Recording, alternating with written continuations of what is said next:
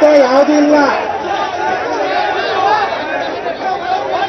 ನೋಡಿವ್ರೆ ಅವ್ರಿಗೆ ನೋಡಿವ್ರೆ ಸಾಧಕ ಬಾಧಕಗಳ ಭವಿಷ್ಯದ 1,15,000 ಕಾರ್ಮಿಕರ ಭವಿಷ್ಯದ ದೃಷ್ಟಿಯಿಂದ ಈ ನಿರ್ಧಾರವನ್ನು ತೆಗೆದುಕೊಂಡಿದ್ದೇವೆ. ದಯವಿಟ್ಟು ಅದಕ್ಕೆ ಸಹಕಾರ ಕೊಡಬೇಕು ಅಂತೇಳಿ ಕೇಳ್ಕೊತೇನೆ. ಸಹಕಾರವನ್ನು ಕೊಡಬೇಕು ಅಂತ ಕೇಳ್ಕೊತೇನೆ.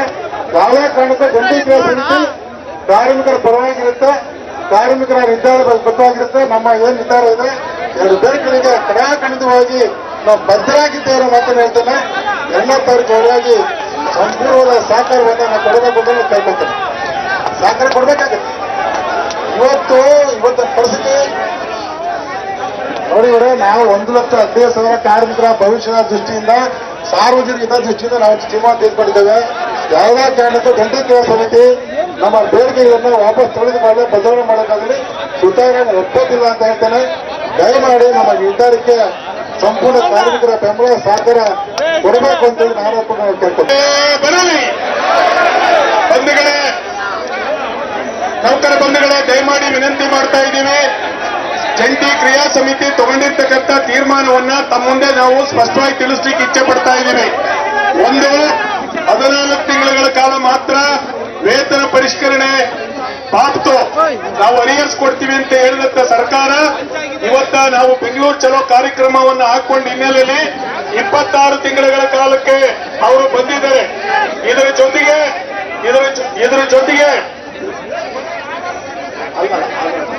ಜೊತೆಗೆ ವೇತನ ಪರಿಷ್ಕರಣೆಯನ್ನ ನಾವು 21 ಇಸ್ವಿಗೆ ಮಾಡ್ತೀವಿ ಅಂತ ಹೇಳಿದಂತ ಸರ್ಕಾರ ಇವತ್ತ 1/4/25ಕ್ಕೆ ಮಾಡ್ತೀವಿ ಅಂತಕ್ಕಂಥದ್ದನ್ನ ಅವ್ರು ಹೇಳಿದ್ದಾರೆ.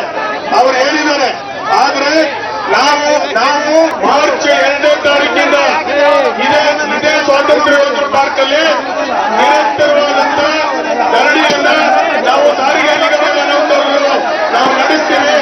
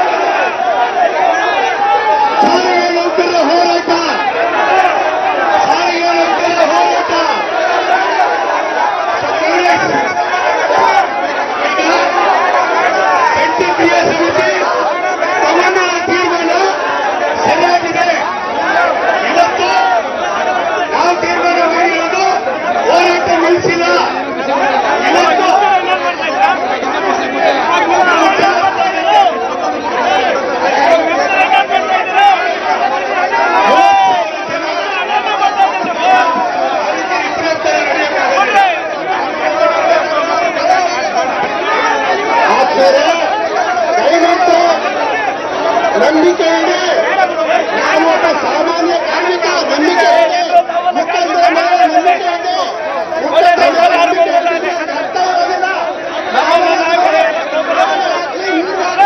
ಮುಖಂಡರ ಮೇಲೆ ನಂಬಿಕೆ ಇದೆ. ನಂಬಿಕೆ ಇಡದಿದ್ರೆ ಅರ್ಥ ಇರಲ್ಲ.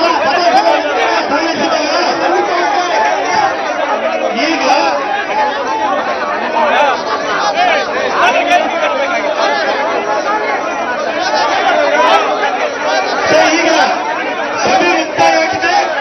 ದಯವಿಟ್ಟು ಕಾಯಬೇಕು, ಬೇಕೇ ಬೇಕು,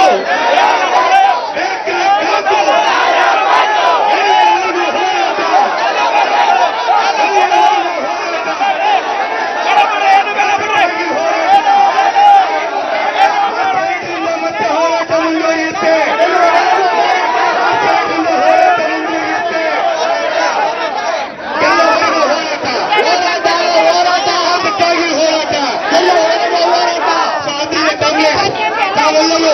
ಬಂದು ಕಾರ್ಯಕ್ರಮದಲ್ಲಿ ಭಾಗವಹಿಸಿ ಕಾರ್ಯಕ್ರಮವನ್ನು ಯಶಸ್ವಿ ಮಾಡಿದ್ದೀರಿ. ಬೆಂಗಳೂರು ಯಶಸ್ವಿಯಾಗಿದೆ.